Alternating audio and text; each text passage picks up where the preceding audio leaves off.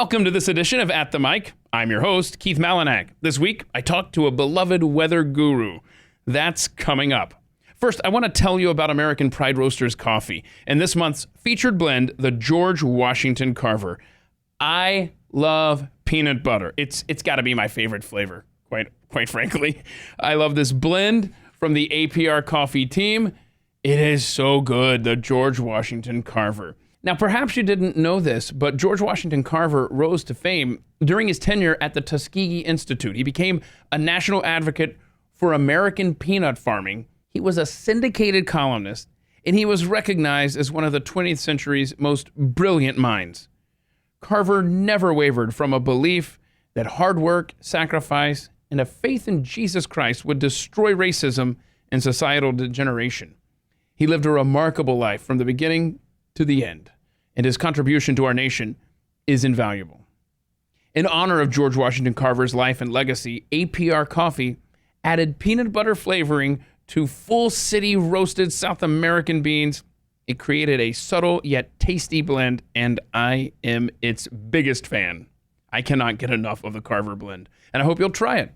Head over to aprcoffee.com, and when you buy at least 2 pounds of coffee, they're going to throw in a free bag of the Reagan blend when you type in offer code ATM in the special instructions section at checkout. That's the Carver blend. It's waiting for you to try it over at aprcoffee.com.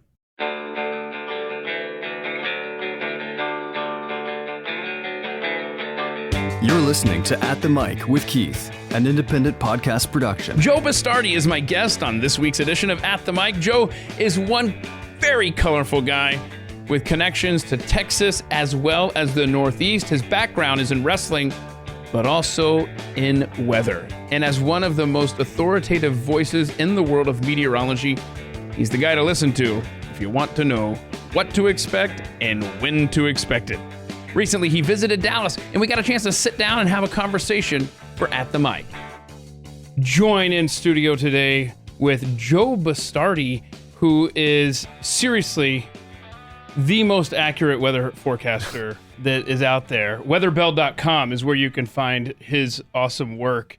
When something big is on the horizon, you are regularly the very first person to warn us about it, such as the recent snow and cold that we had here in Texas. So thanks for making time and coming down here to Texas to talk to me, man. Well, I'm glad to be down here. I'm actually down watching the Olympic trials in wrestling in Fort Worth. When I'm in Texas, I try to get by the Blaze. It's such a wonderful place, and I can't believe what you guys have constructed over here. Last time I was here, I had my son was with me, and he's just absolutely was blown away by what he saw over here. So Glenn goes big. You know, he does go big. I mean, look at Jeffy. I mean, Oh, a Jeffy joke in the first 2 minutes. I love it. I thought I was going to see Santa Claus. Jeffy's actually, in fact, Keith, the first thing I said to you is, you want to know something? If I could train you. Oh, gosh. I mean, Keith's in good shape. He's good. And he goes, I said, I'm glad we're not on camera because I have crooked teeth. But look, crooked teeth, balding head, broken nose, big ears. You can make it in America today, kids. Uh-huh. But I says, I'll tell you what, you could be jacked. Not that you're not jacked now, because you might be offended that I'm saying. Oh, stop. Because I've been shrinking so much that basically I can't do it. But in any case, I said, Jeffy has some potential over here. Oh, does he still? Oh, yeah. Glenn has wide cheekbones, too, but he confuses me because I see his pictures and I'm going like, are those wide cheekbones, or is he just bulked up a little bit too much? Or Okay. Well, you are definitely health conscious, and we're going to get into that. Yeah. You were born in Providence, Rhode Island, correct? Yes. Okay. But your childhood took you to Texas, ironically enough. Yeah. What was your childhood like? Tell us. I mean, because it seems like night and day, Rhode Island, Texas. Well, it wasn't that. It was culture shock. My dad was, I believe, well, first of all, he was the oldest freshman on the Texas A&M campus in 1961. At 35, and our whole family went down there, and everybody thought, in my family, they were nuts, my mom and dad. Yeah, okay, let me get this straight. You had a family of 4, and you were 31 years old in 1961. You packed them all in the car, and you went to Texas A&M. I believe he was the only I know he was the only Rhode Islander on campus, and he was, like I said, the oldest freshman on campus. But he wanted that degree in meteorology, and interestingly enough, he got it through the VA. He had broken his toe when he was in the Army, and they didn't fix it right or something. I remember his one toe was always pointed off to the right. I used to kid him as a dad, if that was pointed left, I'd be upset about it. But no, the guy, he was getting one of the VA examinations, and the guy says, you're eligible for student benefits. And my dad said, I don't want to work midnight to 8 at United Wire. Not that there was anything wrong with that. And, he packed us all in the car. I could still remember it was like an Italian funeral. People screaming and, go. When we were leaving, you learn about love and loyalty, rooting for the Texas Aggies in the early 1960s. So, I always tell people that those were probably the most formative 4 years of my life, along with, the connection I maintained to our family in Rhode Island. But, there's something magical about A&M. There still is. I always try to make time to walk on the campus over there because of what it actually represents, or, it represented back then. These guys just had no quit in them. And right. I took that lesson. I'll tell you what, one of the greatest lessons I ever learned was Thanksgiving Day 1963. President Kennedy had just been assassinated. They didn't have the bonfire. And, of course, the weather played a big role in that if it had been raining in Dallas that day, they would have never had the top of the motorcade down. And it was supposed to rain all day. The front came through so quickly.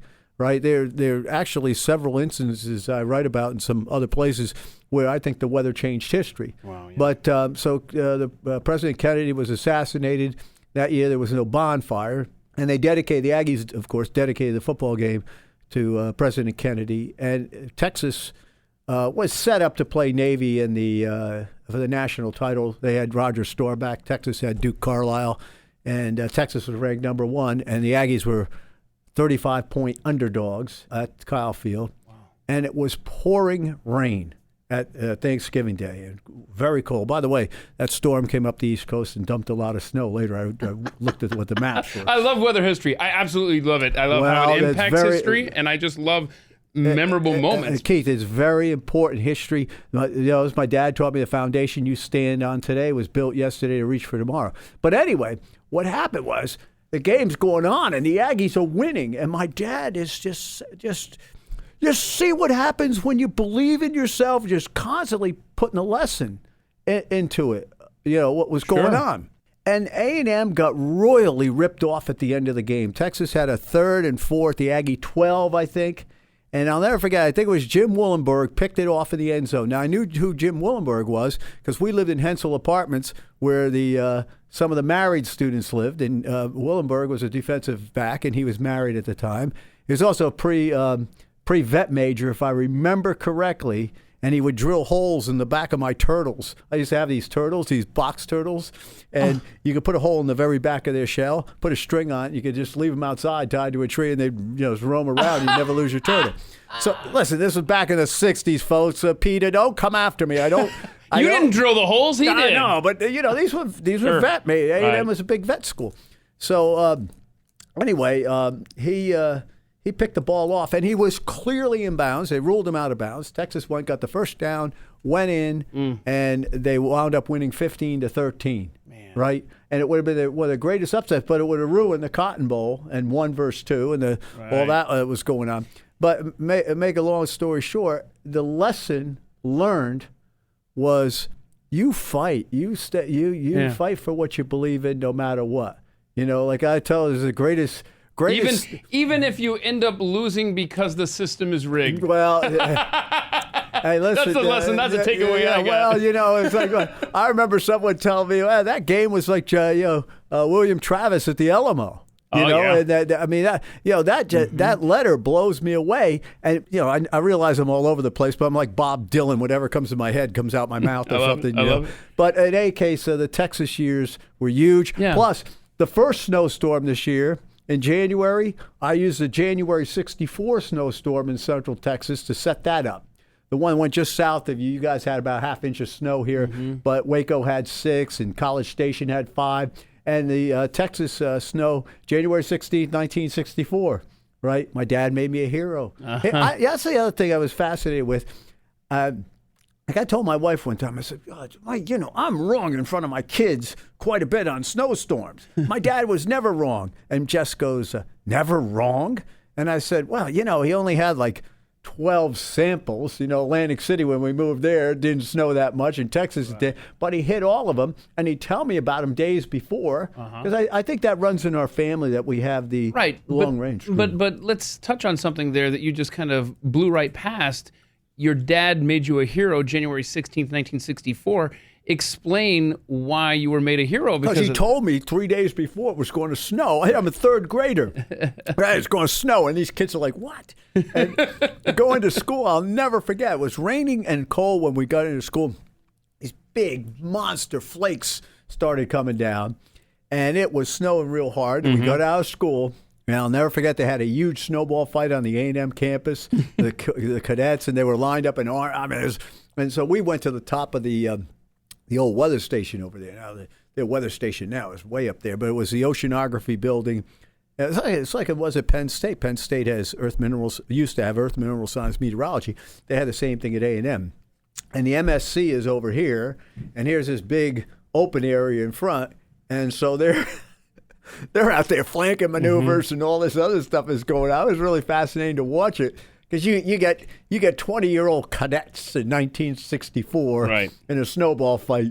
There's going to be some interesting things going on. And snow is a very big deal in the South. Whenever it's even it's a big deal in the North. Well, sure, but whenever it's just even the most remote of possibilities in the South, it's an event in of itself, just getting ready for it and anticipating it. But you telling everybody in third grade that it was going to snow and it actually happening really paid off. So it's fair to say, though, that weather is in your veins. It does. Pun it's intended. Genetic.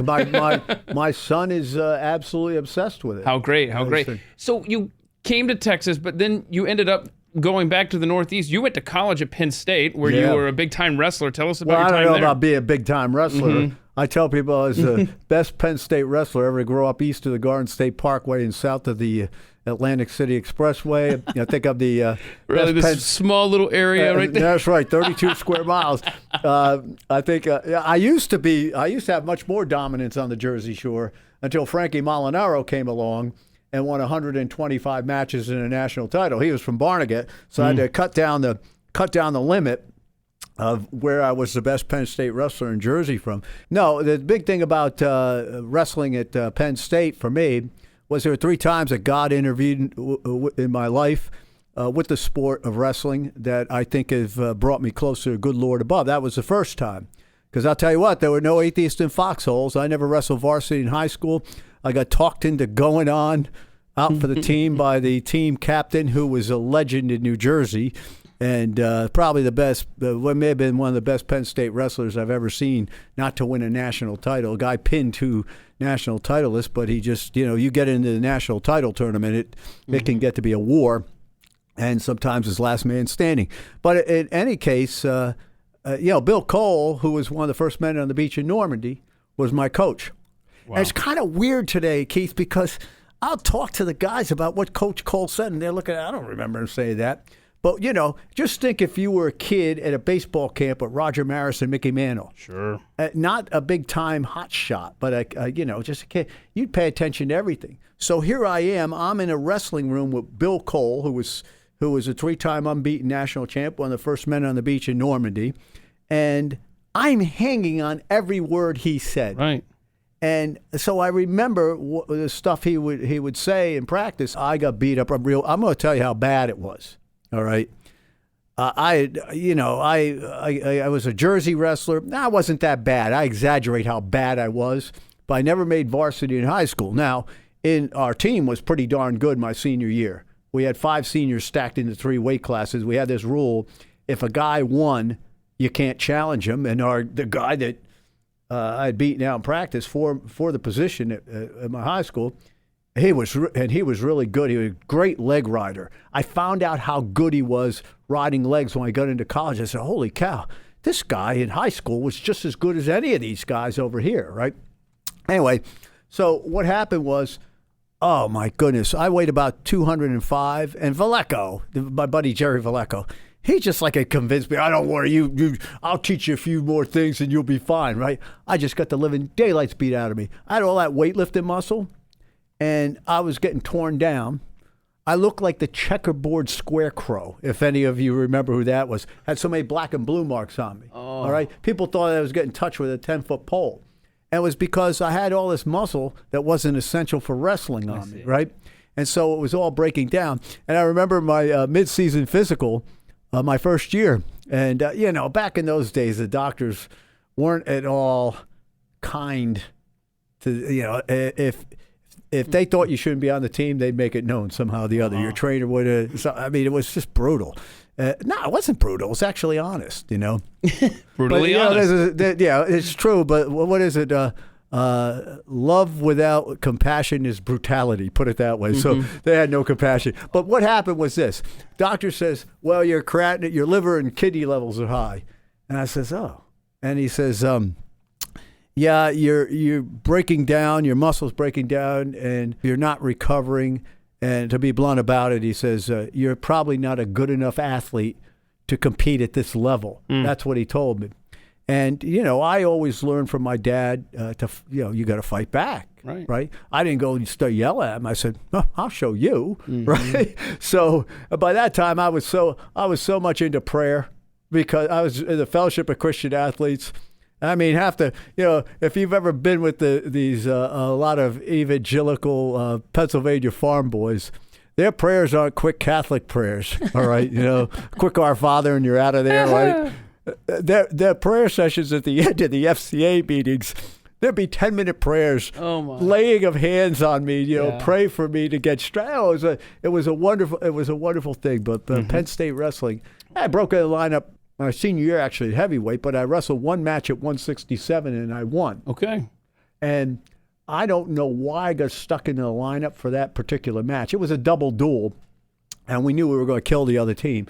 So I got stuck in at 67, and the guy beat the living daylights out of me. Oh, no. No, he was, and what happened was I couldn't get off bottom, and all I can remember is, Coach Cole was absolutely out of his mind in practice. If you can't get off bottom, if a guy could ride you, he said, you want to get off bottom? He says, imagine someone is sitting in the front row of the bleachers, and this is how Coach used to talk, and he got a knife to your mother's throat, and you have 10 seconds to get that knife away from him. Wow. You'll get off bottom, right? Bet. He put that desperation in you, and he was a man who charged the beach in Normandy. Yeah. One of the guys, right? So anyway, this whole wrestling thing became extremely important to me.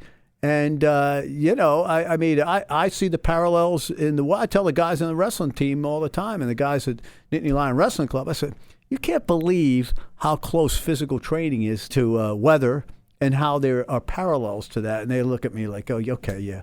All right, oh, crazy Italian guy, go over there in the corner, but, what the heck. Okay, so like what this energy drink does for me, by the way. I see that. No caffeine in this. Okay, all right, very good. Okay, so tell us briefly about weatherbell.com and what you do over there. Well, I'm the chief meteorologist here along with Joe DeLeo. We're basically, he's Moses of the weather. Okay. I mean, he's a little bit older than me. Uh-huh.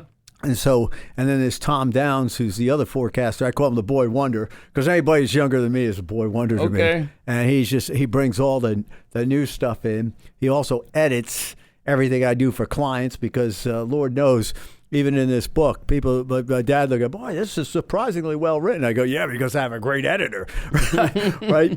Our mission has nothing to do with climate change. People say, oh, climate change and all this. I've used the climate all my life to set up the weather because if I know what happened yesterday and I see it, I go, oh, ha, right? I have extra input to it. So the climate part, the guys that, some of our guys believe the other side. We don't get into fights about it. We'd start arguing about the Phillies and the Mets or something like that. But what we do is we supply forecasts for everyone. Oh, wow. We have one of the biggest construction companies in Texas. What I'd love to do, I'm 65. I don't have any more ladders to climb, and so I'd like to consult with government agencies because I think that they're sort of limited by the very fact that they're government in some cases, and sometimes an outside eye is very, very good. I mean, I'd like to do that for the state of Texas. Preparation is huge, all right? If you have a 10% jump on the other guy, let's say I say to you, like last year with the hurricane season we had, we not only forecast the numbers, Keith, we forecast where they're going to go. Mm-hmm. So our clients knew right off the bat in April, and I put it on Twitter 1,000 times, all right? And I realize what happens is if you look at things the way I do, AGW-wise, you get somehow pushed aside. Now, that's the way things are. When NOAA issued their map, folks, at the end of the year, it looked like our forecast for where these things were going to go from the beginning of the year. Wow. But imagine if you're a weather belt client and you knew that and you say, okay, this part of the coast is going to get hit. How are we going to react? What do we think the shutdowns of the oil rigs are going to be? How will that impact energy? By the way, when I look at the energy situation today, from an economic point of view, Joe Biden's the greatest thing that could happen to meteorologists. Because if you drive the price of energy up, energy becomes more relevant. And then the forecasters that can beat the models will be able to stand out. So that's the other thing. When people accuse me of doing this and doing that, I go, no, I'm completely objective about it. If you came to me, Keith, and said, Joe, I believe that snapping your fingers and eating Cheetos will save energy. Great. You need a forecast for it. That's all I care about. That's what God made me to do. Okay. So that's what we do. Retail companies, salt clients, right? I have salt clients that could have, if 4 or 5 days before, if the federal government had gotten involved in the Texas situation, like they do with hurricanes, like Trump did a great job at prepping. He'd have, if he saw a hurricane was coming, he would try to get things in before. Of course, no one knows about that. But if you did that with this, if you had the state of Texas ready with even 50% more snow fighting equipment, you would have had roads being able to be opened for commerce, for instance, for oil tankers. Sure. I mean, it's just the multiples. Yeah, are endless. weather is connected to everything, no question. Is. Which, by the way, I know that you're a book author as well. You have a new book out now. How many books total have you written at this point? I've written 2, and Okay. these are the only. The one was the Climate Chronicles. All right, this was because I felt I left some things out of the Chronicles that had to be said. Especially the spiritual aspect of what I believe is going on. Also, I think I have a great solution that will get rid of if you have fear CO2, I have a very economic way of getting rid of it. Okay, all right? and that's in the book. That's in the book. Okay. There's also acknowledge. Now listen, where have you ever seen a guy on the other side of the issue acknowledge someone on my side? It's always isolation, demonization, destruction. It's classic Alinsky tactics. I hate to do it. Folks, it is. That's all it's to it, right? Me, I'm like, wow, this guy has written some great stuff. I may not agree with this aspect of what he says, but look at all this other information he's given me. And he doesn't read my stuff, but I read all of his stuff. You don't get stronger by doing the same thing every day. You don't get smarter by just reciting what you know. You have to be the dumbest man in the room, the weakest man in the room. Then you become desperate if you're seeking the correct answer to go after the truth. That is what this is all about. Truth is good. Good is God. Go after the truth. And where it takes you, right? Yep. So what happens is I use what they put out to make me better at forecasting, which benefits my company, but I also acknowledge them. It's not like in the acknowledgement, it says, to the many great scientists on the other side of the issue, you will never know how much you benefit me because you won't talk to me, right? But that's the way it is. You gave me a great idea. Really? Yeah, for Tell my you. wife. It's an idea for you. You had mentioned how weather has changed historic events or the course of history in so many, and I can think of a handful right off the bat just sitting here. You need to write a book, so you can write this down. You need to write a book about how weather changed history. Well, I've actually done that in many blogs I've written. Well, then you can see that you've already written it then, see? I'm writing another book now called For the Love of the Weather. Uh-huh. And this is going to be a fun book. And I've got one of the co-authors is going to be Bill Evans, who has spent many years WABC TV and was one of the Good Morning America weathermen. And also there's someone I know, there's a father-son team I know, and they're very prominent, and they absolutely love the weather. In fact, I tell them all the time, it's just too bad that you've had so much success in what you're doing over here because you could have been a great weather forecaster. Of course, you wouldn't be making $50 million a year or whatever the heck it is you make. I don't know. But I'll tell you, I almost minored in meteorology. I'm glad I didn't. I talked with Janice Dean on this podcast back in March. And wow, she have guts or what? Oh, yeah, she's a hero. She's brave. But when she informed me how much math was involved with forecasting the weather, yeah, I'm out. Well, I'll tell you what, there's a difference between the lust for weather and the love of meteorology. And quite frankly, what you can you love or you think you love could get you in a lot of trouble. I love the weather so much that I spent too much time looking at the weather. Math got me in trouble. I mean, I got behind.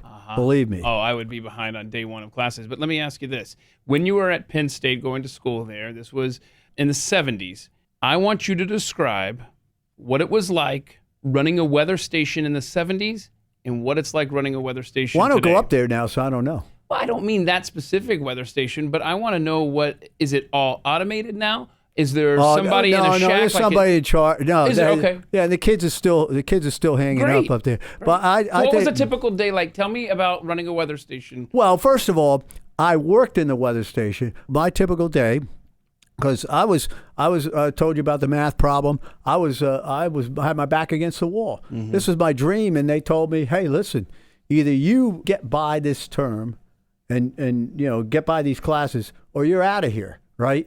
I'm this kid from Summers Point, New Jersey, and so what happened? When I went out for wrestling, everything refocused. Listen, adversarial relationships focus you. Okay, all right. So what happened was wrestling. God came first. Wrestling and schoolwork. Okay, actually, schoolwork was second. But I was like a machine. I was up at. I actually had 4 or 5 radio stations. I did 5:30 in the morning, did their forecast, made $25 a week. That was a lot of money back then, right? Yeah. Okay, got up, worked out. I used to work out 3 times a day, 40 minutes a pop. I'd get my lifting and stuff done. And how old are you now? How old am I now? Yeah. 65. And you're still lifting every day? Well, yeah, I just competed 2 weeks ago. I love this guy. I mean, I've competed 12 times since August. COVID has focused me on. You are so full of energy. It comes out when you speak, but I mean, you like you just said, you work out every day. You're competing in bodybuilding competitions. Well, part of it is my focus is completely different now. It's like kids come up to me. I'm not real big. I used to be 175, 180 pounds. I've never done steroids, but that's small compared to the guys I go against. Even some guys show up today over 60, unbelievable. I have to cut them to death. By that I mean get so shredded up. Sure. Judges have to deal with it, right? And so what happens is I realized I didn't have enough gratitude for what I had before. I thought it was all me. Oh, I did this, I did that, I did this. And you know what? That's all such nonsense. I mean, it's all vanity, right? Ego means edge God out. So in any case now, I just focus on God when I'm training. God is my trainer. Kids come up and go, hey, Joe, how'd you get like this? I go, oh, it's my training partner. It's God. And they're like, what? Like they don't. But what happens is God is my trainer. Well, no. Here's what happens is when you have gratitude like that toward the good Lord above. All right, you're looking at your the drudgery and that kind of thing as a way to get closer. So all I want to do is max out with what I was made to do, with what I have left, whatever that is. Okay, and so talking to a kid about God, he comes up to me and says something. I love that stuff, and it has no. I've competed 103 times. All right, I have my trophies and all that stuff. They're in the basement. No one ever sees them. And guess what? After I'm gone, no one cares, right? Look, I won this show and this and all this, and it's just ridiculous. So what happens is that is meant to focus me. Now, that's what happened when I had my back against the wall long-term vision, short-term desperation. When you're desperate, one of two things can happen. You can focus or you can flee, all right? So, I went out for wrestling, went all in. I just became a machine. By that, it's up at a certain time, training at a certain time, classes at a certain time, trained again at noon, okay? 45 minutes. Then practice was at 4 o'clock, and they were relatively short. They were combat practices, though. There's no monkeying around in there. Coach would spend 15 minutes on teaching stuff, and so he used to say, if you want to get good at something, I taught it to you. You got to go work at it. But then it turned into all combat, and they tried to get rid of me. I mean, I could tell they didn't. You just meet on a hoof when you're in the Penn State wrestling room at that time. They used to have these shark bait where you had to get a takedown if you wanted to take a 1-minute rest, and they put two real good guys on you, and you couldn't take them down. You're just in there. You almost fall over. It's like you're getting dragged out of the Roman Coliseum. So that was my typical day, and I just focused for 3 years. And as far as the weather station goes, it's kind of funny because some of the guys now are on the other side of the global warming issue, and they used to follow me around the weather station. I was a senior. The athletes were, despite them trying to mix the athletes into the population, some of the football players that are my teammates, they go, hey, can we come up to the weather station? We want to see what goes on. They were fascinated with the nerd aspect.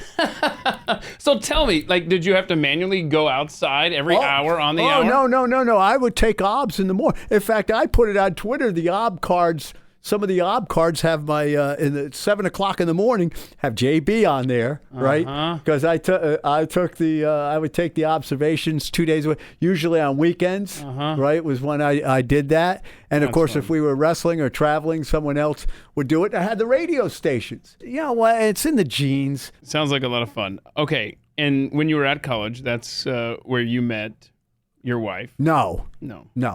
I had a girlfriend in college, and when we broke up, and then I had a practice wife for 7 years. And then I met my wife. So you did not meet her at Penn State? Yes, I did. Okay, well, she was a hot shot. She was a captain of the gymnastics team, and I was training some of the guys in the wrestling team. And one of the guys I was training was like, I couldn't figure it out. He was like, he was an Italian kid, and we're still very close friends. And he wanted me as his wingman all the time. So I was actually in a rock band and all that stuff. And that's wild, folks. If you want to see what funny is, you're up there singing, and that's funny for me singing, but you're sober, and by midnight, it's hysterical watching from the stage what's going on in the crowd, okay, if you have a crowd. But anyway, he wanted me to go out with him one night. I said, okay, I'll go out. And we went to this place I absolutely hated, because I'm an old rocker, right? And there she was. And he was talking to her, and she started talking to me. And I knew who she was. And she didn't know who I was, even though I was on the radio and TV around State College. She's a college girl. I said, well, you got an interesting name. Strunk. I said, my senior year in high school, number one kid in the state was David Strunk, and he was at 106 pounds. She goes, that's my brother, right? And all her brothers wrestled, and she knows how to wrestle. She wrestled, all right? She actually was 1-0 wrestling. She was a great gymnast. But I always hug her. I always kept my arms in, because she knows, even though she's 5'9", she knows how to hit a duck under. She's never ducked me. All right. I've seen her duck some national champions, though, that didn't suspect that she knew a duck under. Okay, all right. So that's where I met her. So she's 11 years younger than me. And you have two kids? Yeah, Garrett and Jesse. All right. How are they doing? Garrett's doing outstanding. He's pursuing golf, political science, and meteorology. Wow. Definitely in your genes. Yeah, well, I'll tell you what. He's extremely hard to argue with because he knows his stuff. Right. Jessie is a gymnast at Penn State. She took this year off. How cool is that? So your son is into meteorology like you. Yeah. And your daughter is into gymnastics. Jessie's they're both spiritual. Jessie's extremely spiritual. She was talking to us in the car yesterday. She drove down with us, and it was better than any sermon I've heard in a while. I've heard some great sermons. Her attitude on things. And, Jess is Yeah, I tell people I'm twice the man I would have been without her because she understands competition, and she was really good in bodybuilding. After she quit gymnastics, she was coaching the Penn State team, assistant coach there, and she wanted to do something. So I said, "Why don't you bodybuild?" And she goes, I told her, I said, you keep riding that bike for 45 minutes. Guess what? You're slowing your metabolism down. You got to lift weights. I'll tell you what. They're both really strong. Oh wow. Oh yeah, that German side of the family. Plus, my dad is a Sicilian. Holy smoke! That's great. They got Jesse. I couldn't believe it. I taught Jesse a couple wrestling moves. And she started hitting me with these moves. I couldn't believe how strong she was. I was like, holy cow. Wow. So anyway, that's why I met her. And, we're a little bit different in some things. But what made me really fall in love with Jess, besides the fact that she's a 5'9" redheaded gymnast and was a big star and all beautiful, was I saw the way she loved her dad. And I just, and her family. And I go, okay. All right. So you mentioned God's role in you and your family's life. Yes. And you are very spiritual. And I fall short in a lot of things. So well, don't we all? Yeah. But you also are big into Christian music, and you actually enjoy Kanye West's new direction. I posed to Kanye West. I posed to God Is. I'll tell you what was funny, though. One of the shows I was at, they mixed up the music, and they didn't have God Is, or they didn't have my music. So they go, and I didn't know, right? So they put on God Is a Woman, and my daughter's sitting in the crowd. And this is while you're doing the and I was like, competitions whatever, and okay, posing. You sing pose music. Yeah, and that's sort of a little bit different from what. But yeah, everything that I have, praise the Lord. I'll tell you, Jesse introduced me to Kanye, and I could not. I was blown away by the album, and I got to be the only over 60 white guy that's ever posed to Kanye West. Sure. So I got that going for me, right? But there are some good tracks on that. I'd love to meet that guy. Mm-hmm. I would love to meet. And the whole there's a line in Use This Gospel says, they all say they will till it's time to embrace it. And I go, oh my gosh. That's the big line that, test where your faith is and where your ego takes over is when you see how far you will actually go to make your stand on what you believe. The kids I used to train I used to say to them, who are you and what do you really believe, right? And, when I think of, you brought up Kanye, that album really challenges me to that thing, and I just love it, So you would love to meet Kanye West. You've met many celebrities in your life. You say the funniest one is Billy Joel. Oh, so? Yeah, he can't remember this. But my buddy Dan Fouts, who I wrestle with, not Dan Fouts, a football quarterback. After Danny got out of college, he was a head roadie for Claire Brothers. So he was Springsteen's roadie, Jay Giles' roadie, Billy Joel's roadie, right down the pipe of Joe Bastardi focused music, right? Basically, I love regional balladeers, Petty, John Mellencamp, Bob Seger. I call them regional balladeers because they came out of a certain area and wrote from that. Petty from a Florida point of view, Mellencamp, Midwest, Bob Seger, the Great Lakes. And of course, you got Bruce, right? Mm-hmm. And, I love what Bruce says, trust the art, not the artist. And people go, how can you listen to Springsteen? I go, well, look at what Paul says in the gospel. It says, you may mean it may be meant for one thing, but God means it for another thing. And you could hear a lot of spirituality. You take John Cougar Mellencamp's Minutes to Memories. Oh my goodness, that could be like he'd probably get mad if he heard this. That's like a conservative theme song, right? If you ever listen to that, what he's saying, or Badlands by Springsteen, right? But Billy Joel, anyway, it's halftime at a Springsteen concert, East Rutherford, New Jersey. 1984. So Fauci comes up and he grabs me. He goes, come on, let's go backstage. I go backstage. There's Billy Joel. And Fauci was Billy's road. And Billy was just a tough guy. Yeah, he's a Golden Gloves champion, boxing. He wasn't your normal rock and roller, right? So Billy's sitting there, and Chrissy Brinkley was there, and she was so nice. She was so unbelievably nice person. And so he goes, you want to shoot a game of pool? I said, sure. and he wiped me off the table. And his only comment was, Billy, don't get mad. You don't remember it, but I do. Is, you're the only Italian I ever met that can't shoot pool. Nice. Cool. There was more to that story after. I got to tell you. My brother's favorite guy was Billy Joel.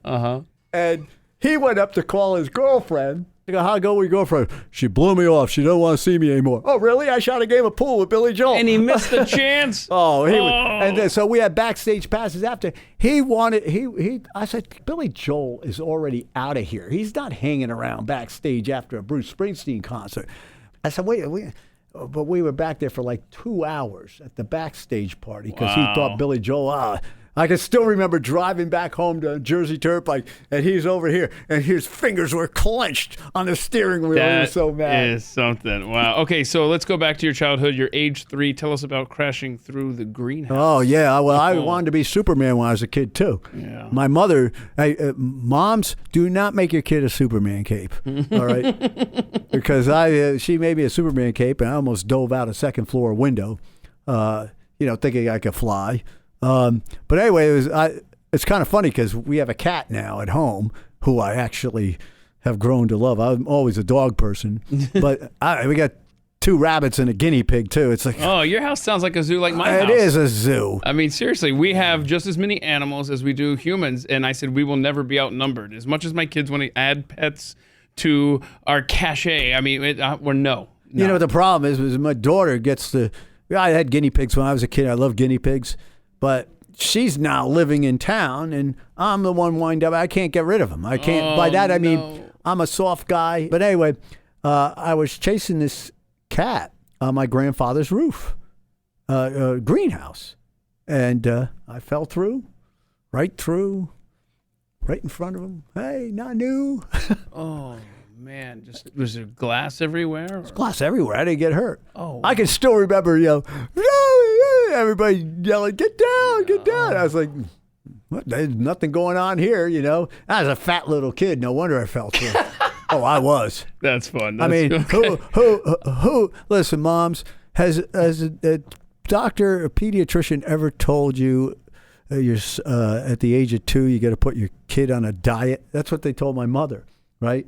And my poor father, because today you are absolutely physical fit. Yeah, because I was in fat jail for 13, 14 years. I don't want to go back. I mean, yeah, that's what I mean. You can use listen, your past could be quicksand or bedrock. You got to make the choice. It's all about choices.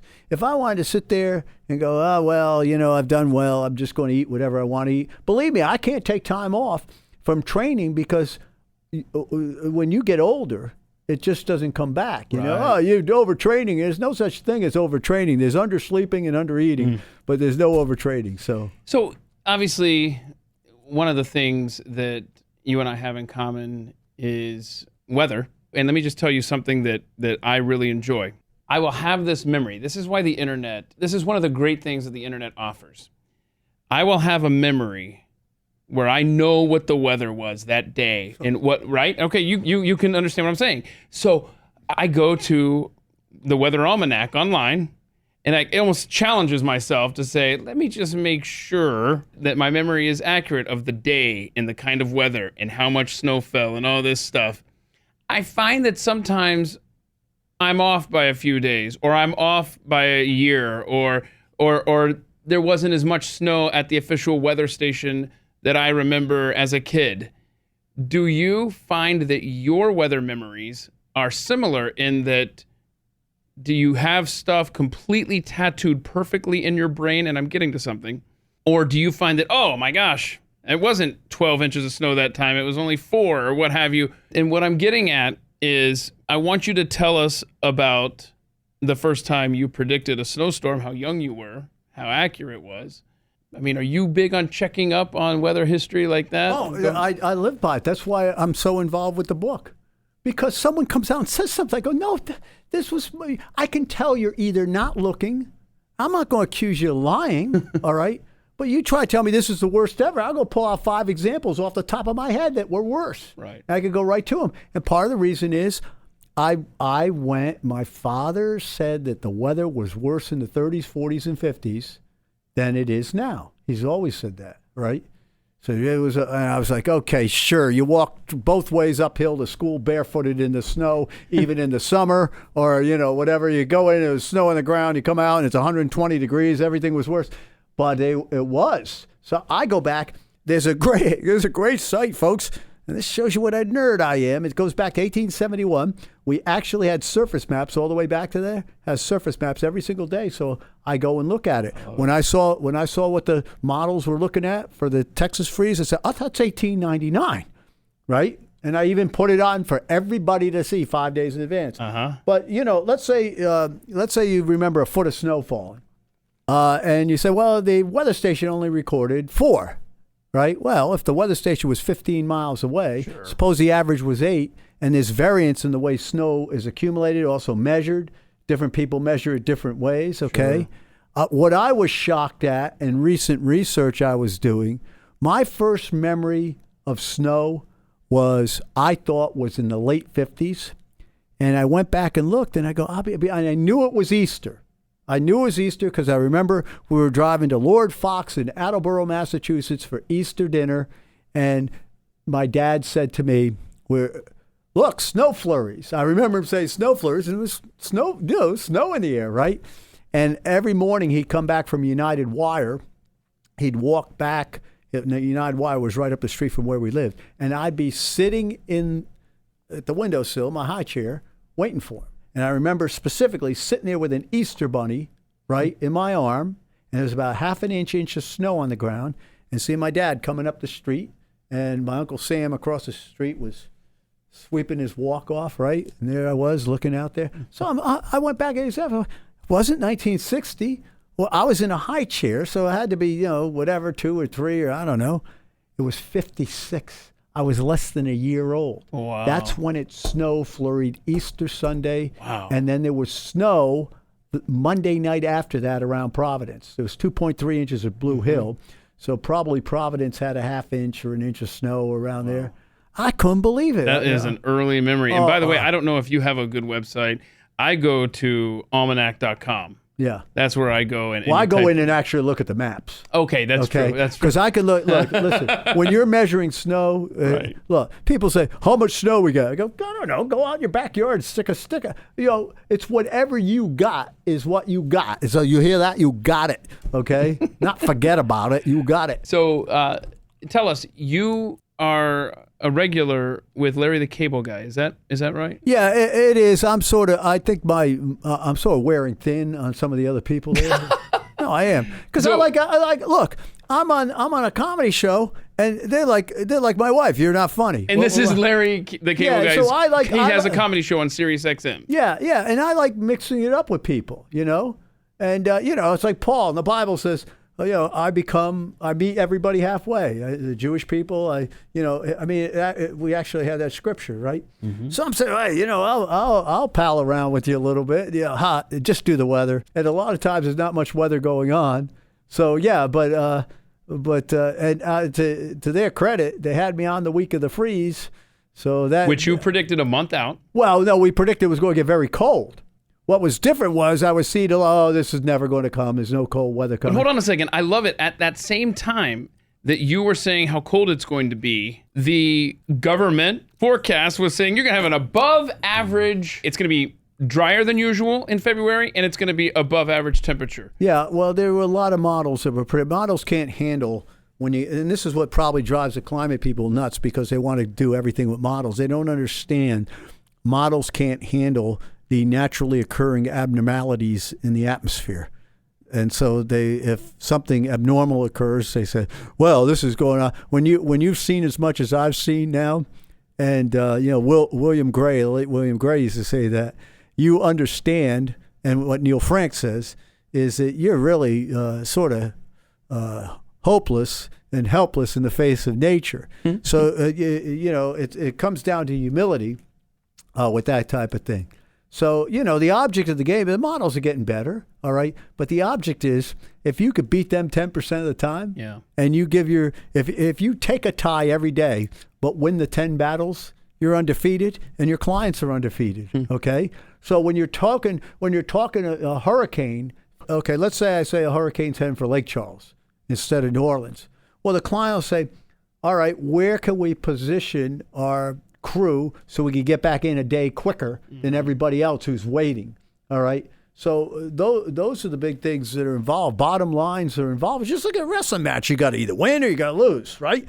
And that's what's great about wrestling is, well, until the refs get involved, that you actually get an outcome, you know? Right. This whole thing where, well, 50 years, this is going to happen or that's going to happen. No one remembers. No one remembers what was being 1988. Oh, the ice caps are going to be gone by whatever, right? An Arctic ice cap is actually above normal. You know, there are 2 hemispheres to the globe, folks, right? That's why they call them hemispheres. That's right. Not solospheres. I don't even know if that unisphere. Unisphere. Okay. So you've written over 20,000 blogs. Oh. You've written over 10 million words in your career. Weatherbell.com is where people can find you. Are there other places that if people want to keep up with Joe Bastardi, you know, you've got a couple of books and you got more that are brewing in your head? It depends on. I know you're on Twitter. You're on Twitter. Yeah, I'm on Twitter. You know, I like having fun on Twitter too.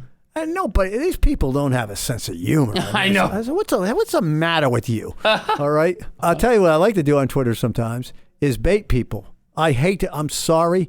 I like to get out in front of something and then make not only the prediction on the weather, but here is what they are going to say 3 days after it. And, oh, that was a beautiful forecast on Texas. Start blaming fossil fuels. Start blaming climate change. I'm going like, and, you know, the shame of the whole thing was the impeachment circus took away from the weather. Yeah. And yeah. I'll tell you, I'm still frustrated.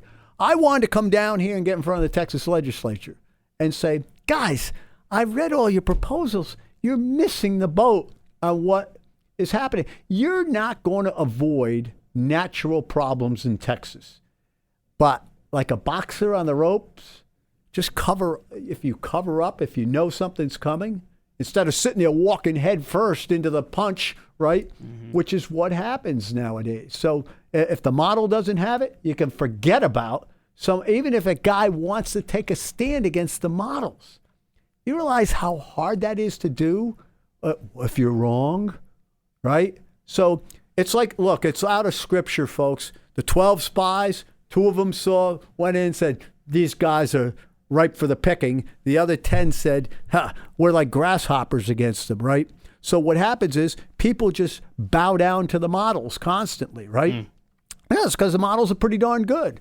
But when you can take a stand, you can take a stand on that. I don't even remember the question you asked. So I just want to know where people can find you. Okay. Well, yeah. But so what happens is Climate Joe is over, on blogs. CFACT, I do work with CFACT over there because I feel I need to maintain a public presence as far as I hook it up with our company. I said, this climate issue is involved in forecasting the weather. So how is it this fringe meteorologist, as I've been labeled, all right, can see this stuff if he doesn't know climate, right?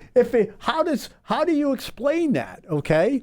And so what happens is people start going, oh, well, he's wrong about this, wrong about that. Listen, when you fight every day, you're going to get a lot of battle scars. Right. And that leads to humility, all right? So basically, and also, Twitter, I got off Facebook. There's too much arguing. I don't know. I need you on Twitter where you are Big Joe Bastardi. Yeah, I should be Shrinking Joe Bastardi. Okay, well, whatever. But I think that somewhere in your bio, you need to boldly proclaim, quote, fringe meteorologist. Well, I was going to put fringe. My new nickname is COVID 9.5.